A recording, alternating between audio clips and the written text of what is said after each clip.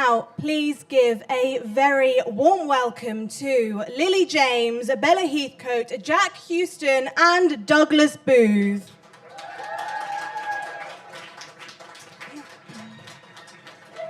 You can go warmer than that, surely.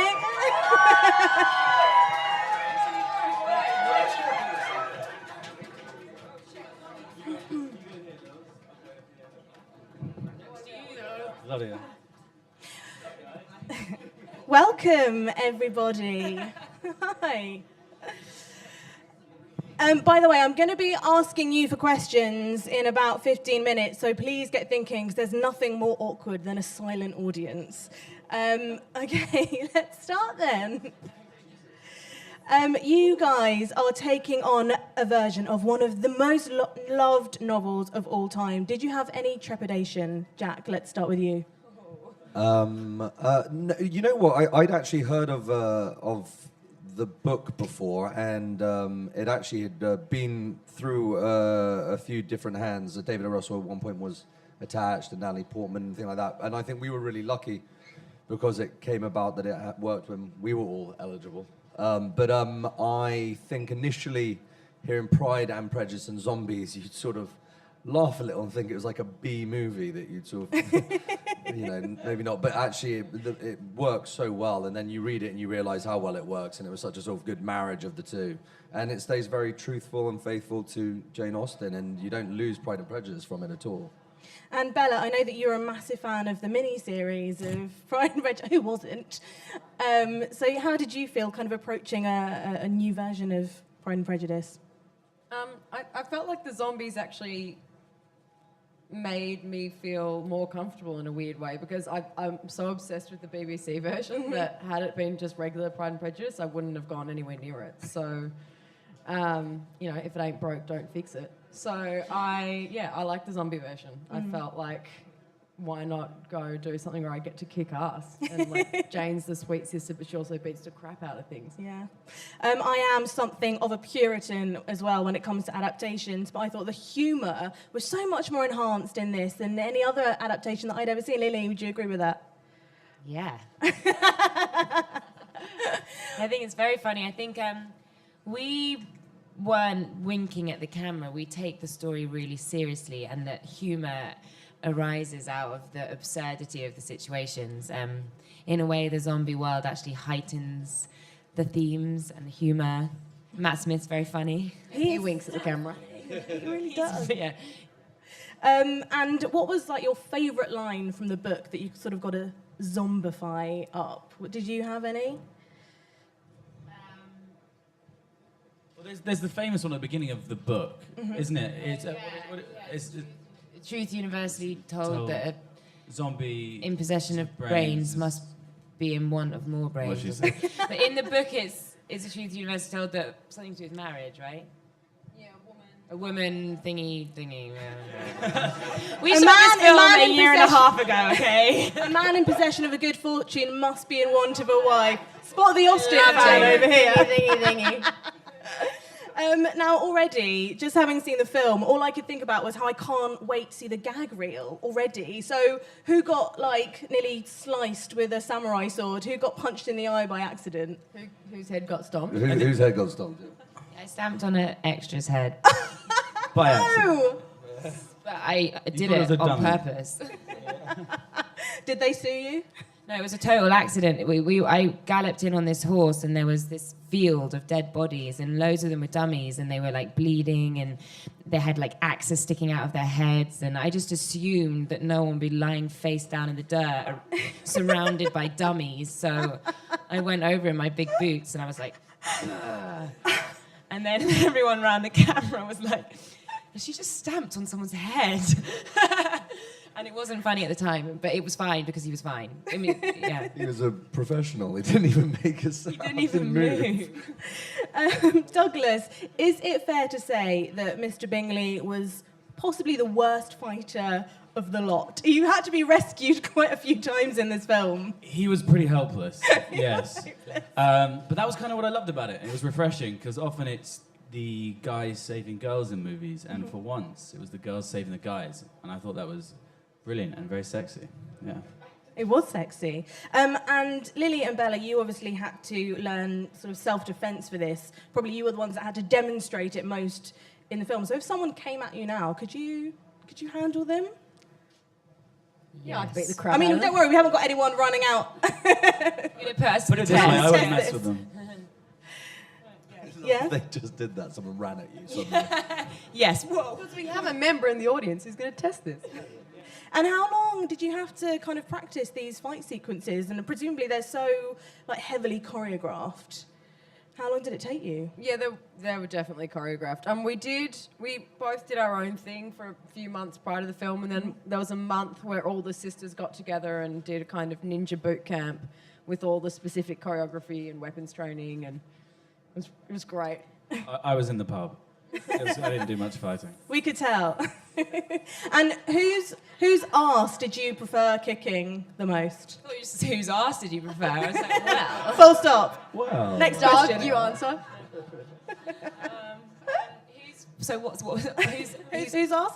Whose arse did I prefer kicking? Yes. I actually love fighting Darcy. There's this great scene where in the book he proposes and she declines, and it's a battle of words. But in this version, all that internal conflict and tension and frustration comes out, and I just throw books at his head, and then it ends out like a fight to kill, and I loved beating up Sam. Sexy. It's an incredible scene. I mean, there's so much sexual tension there. It's exactly how you'd want to be proposed to, I think. Well, that says more about you than Maybe it does. And Jack, you are sort of taking on one of the most famous villains, I think, of all time. And I knew that I hated him. I knew that I shouldn't like him. Yet you still made me fall for him. How did you do that? I think it's probably just playing him honest for most of the movie. But I think the character of Wickham in this version is probably the most changed of all the characters. I think a lot of people haven't seen the film, so I won't say anything about that. But it's, the nice thing about the movie is it stays very truthful to all the characters, all the character arcs, all the conflict, what is going on. But Wickham has a few more tricks up his sleeve. I can't say anything, I know. Lena Headey, who we see as Lady Catherine de Bourgh in the movie and currently terrifying us in Game of Thrones as Cersei, with the eye patch on, genuinely how intimidating was she in the flesh? really intimidating. But she just has this energy about her Yeah. because she's just so it's like almost like Wonder Woman, isn't she? She's She's so cool. When she came to set for the few weeks that she was there filming with us, it was just awesome. She's such a legend. Do you watch Game of Thrones? Were you sort of like fangirling her? No. I've never seen it yet, but I can't wait to watch it because I know it's amazing. There were a lot of fun filming those days when we were all together. That was Matt Smith at his best as well. Actually, yeah, Matt Smith is an absolute gem in this film as the kind of odious Mr. Collins. What was your sort of favourite scene to film? You have so much going on, but you must have had one moment. Or I guess yours is the fight scene, Lily. Well, I liked fighting with the sisters. It was so fun. We are like this girl band of ninjas, and it was amazing. We do all this like slow-mo walking. Yeah, that was great. I remember Burr was like, come watch this, and showed us the monitor, and he's like, this is going to be in the trailer. And I was like, what? It's like us walking in slow motion. I was like, yeah. That was pretty good. And Douglas, what about you? Your favourite scene? I think actually one of my favourite was watching them film that one where they kind of formed this pentagram of death, and then they worked so hard to choreograph it, and it was pretty impressive. And that scene and any scene where we were all in together, because we all get on so well. A lot of us. Do we? Yeah, a lot of us are friends. I've known Lily since she was at drama school, and I've worked with Matt before, and lots of us, me and Jack and Bella became fast friends, all of us. So it was like pure joy to go to work every day. So anything when we were all in at one time, it just was the right old hoot. It was great. Douglas, you've described Austen's work as sort of social commentary. So do you think that Pride and Prejudice and Zombies is a reflection of society's obsession with zombies, or a prediction of a zombie revolution possibly still to come? Douglas, that's for you. That's me. Okay. Well, I think people. I think I'm not quite sure. I'm going to answer what I think the question was. Which Sorry, is I was talking. no. Yeah, you stop talking to me, Lily. I think people are fascinated with zombies because in some way they have some weird fascination with it because they kind of think it could come true in some way. Maybe not the undead, but some disease that sort of messes with people's brains and sends them crazy and makes everyone attack each other. And it's quite scary when some of these diseases break out and they spread really quick. So I think that's why people believe it. Some part of sci-fi that they believe really could come true. Bella, who would you want by your side? What celebrity would you want by your side in a zombie Lily. attack? You do kick ass. I in choose this Bella film. as well. You get married. We did like proper. And The Rock. I was going to say The Rock. Dwayne Johnson and Lily James. Yeah, because he would tear those zombies apart. Stallone. I love how you've just totally gone back on me now. No, you're there too, babe. You're there too. The author of Pride and Prejudice and Zombies, Seth Grahame-Smith, said that Pride and Prejudice was just ripe for gore and senseless violence, which I love. What other story do you think sort of fits that description? What other films do you think would benefit from added zombies? All of them. I think they should have done War and Peace and Zombies. I think they just forgot to put them in. I said the three. Just stick with the girl power thing. You do the three sisters. Check out the three sisters and zombies. There you go. Then you guys can all work together again. Shakespeare. Any Shakespeare. And where would you go if the world was overrun by zombies? I mean, would you kind of Shaun of the Dead it and head to the pub? Or would you Definitely. Pride and Prejudice and Zombies it and This is Douglas pretty sits up good. at the dimension of the pub there? It's pretty good down here in the Apple Store. We're kind of Are underground. we up here? Are we upstairs? Are we upstairs or are we downstairs? We've been doing so many interviews we don't even know what's up and down. I'd want to be in Lady Catherine's country manor, I think. Far away. Did the rap party live up to like one of Mr. Bingley's lavish balls? Yes.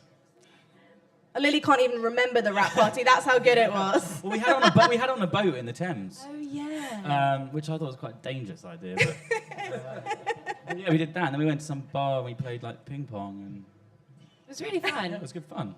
Been a lot of parties. We had a great Halloween party as well. Halloween fell over the filming of this at Matt's house, which was great. And what kind of zombie research did you do? Did you do any zombie research? Did We you just... met a lot of zombies. Yeah, no, and they were really forthcoming. They told us a lot about what it was like to be a zombie, and good people. Yeah. No films that you watched for the making of it? I went on a zombie experience once where I just got chased by zombies and got to shoot them with paintballs. You did it? Yeah. You paid to do that by choice. I mean, no, it was free. That's amazing. But still, Was like, it scary? you didn't get to... Yeah, it was terrifying, but they didn't offer you that sort of, warm up to this. No.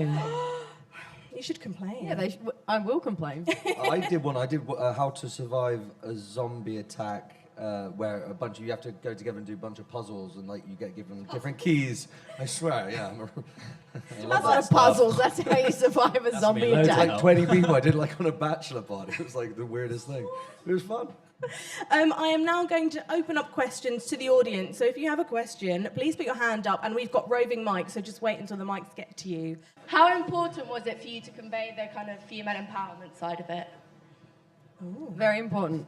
Yeah, it was I feel like great. it's inherent in it, in the story anyway. But it was, it was what drew me to the project, to actually be able to be like one of the girls who gets to kick ass, and not just one, but like all five of us, all five sisters, like supporting each other and like taking on all the zombies, saving the world, saving all the boys. Like that was, the major appeal of the job to me.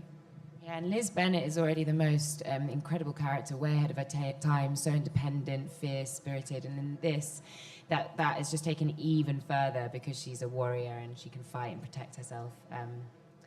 So it was that was what drew me to this film. Thank you. And why was, I have another question. Why was Liz, she was quite angry in this version, wasn't she? Why do you think she was? I think because again in the Pride and Prejudice, everything's contained, and her frustration she sort of uses wit and humour to sort of get through and make light of it in a way. But in this version, because I had to fight and because it was life and death and there was a war and there was zombies, you know, her frustration just came out, and I think that made her more angry and fiercer. And I just genuinely think it's because I could express, you know, how angry she is. Externalize it all. Yeah. Any other questions? Yes, at the back by the pole. Just wait for a mic to come to you. A question for Lily, and again, it's not really to do with the film, but what are you looking forward to for Romeo and Juliet? I'm really excited to do a play again. I haven't done a play in a few years now, and I want to do Shakespeare. I'm intimidated. I'm scared, and I'll be working with Richard again, and Ken Branagh is directing it, so it'll be like the old team getting back together. Come and see it. There's a gentleman just in the middle here with a mic. Yeah. Hello. I'm studying filmmaking at Liston Grove, Wales. So I was wanting to put to the panel a question. Which director would you like to work with after this film? Thank you. A director would be good. No. David Lynch. David Lynch. Twin Peaks. Oh, be in Twin Peaks. That would be I awesome. was like, I'll play a tree, I'll bring coffee, whatever you need. I'm about to work with Edgar Wright, and he's actually always been someone I've really wanted to work with. I think he's just such a visionary and so unique and exciting. You just want to do a zombie film with Edgar Wright. I mean, you wanted to be in Shaun of the Dead, yeah. I would love to work with Paul Thomas Anderson. I think that would be really amazing. Yeah, I'd say Wes Anderson would be a fun one as well. I don't know. It's a good question. A lot. Everyone. Next question. Oh, yeah, we have one just in the front here. Hi, I was just wondering what your dream role would be. It's a toughie. It's a really hard question, that. Someone answer it, though. I mean, Silent. do you know what? I think that sometimes just having a dream role is sort of too much of a goal, whereas I want to just always play different roles, and from now on I really want to break away from what I've been doing. I've done a lot of peer drama, and I think my dream roles will be to keep mixing it up. Yeah, variation is just one of the best things for an actor. And I always really like playing real people for some reason. There's kind of lots of stuff to draw on, and you know, I like playing real people. So maybe when I was 17, I played Boy George. Cool, it was amazing. And a biopic about him, and I'd love to maybe take on another like really iconic character. Yeah, that like pushes me completely out of my comfort zone. Singer would be cool as well. Do we have a question down at the front here? Oh, yes. This girl just here? Yeah. Hi, if you could be another character in the film, so not your own, which character would you be? Ooh. Liz Banner. Yeah. Wigan. Darcy. Parson Collins. Oh, See if I yes. can out-fruit Matt. I bet you I could. Fruit. I reckon so. Yeah, fruit. Is it because you like the hat that he gets to wear? He just had so much fun with that role. And whenever he comes on screen, it just fills me with joy. So I guess, yeah, that's one of my favourite characters. Mm-hmm. Good question. We've got someone right at the very... right. Oh, okay, we'll go you first, Right, and then someone right at the back. Me and my friends go to Brit School and we all take acting classes. And we were just wondering how you started out acting. I've loved acting for a long time, and I'm dyslexic, so it kind of pushed me into a more creative area. And actually, I used to want to be a jazz musician because I love Louis Armstrong, so I took up the trumpet. But then I got cast to school play, and I fell in love with acting, and that was it, really. And I went to Junior Guildhall as a drama school in London, and some friends there had agents, and so it introduced me to the idea of, I didn't even know agents existed. I was 14. And then by fluke got a good agent, and then auditioned for a year, got absolutely nothing, and eventually got a job when I was 16, and I've just, it's been going on since then, really. Yeah. What about you, Lily? How did I sort of always liked acting and singing and dancing and stuff, and then I wasn't sure I definitely wanted to be an actor, and then I auditioned for drama schools, and I went to Guildhall. And And the audition process is really intense, and I just totally loved it and knew that I wanted to focus on it. I was always acting at school, and then I went to sort of like a pre-drama school.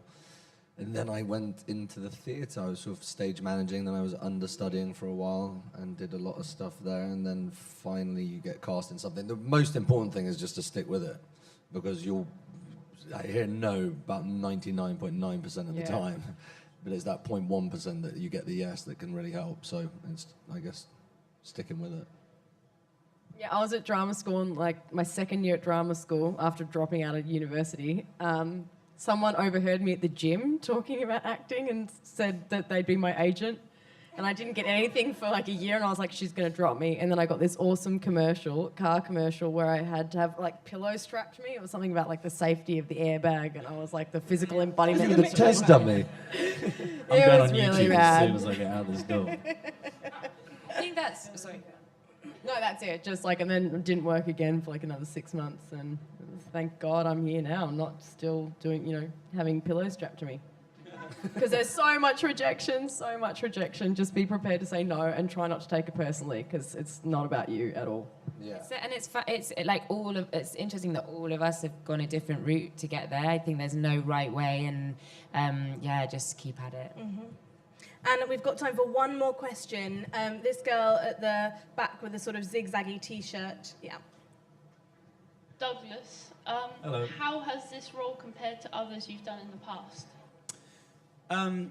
What I loved about Bingley is that he's actually really kind and lovable, and I've played a couple of not very nice people in the last couple of jobs, and in the Riot Club, or and then there were none, or Jupiter Ascending. So it was amazing actually just to come and be the lovable, puppyish Bingley, and all I had to do was just get on with everyone rather than wind each other up every day, so that was really good. Thank you very much to all of you. you. I hope you enjoyed our chat about Pride and Prejudice. Let's give a very warm thank you to Lily, Bella, Jack, and Douglas. Thank you Thank so you for much. coming. Thank you.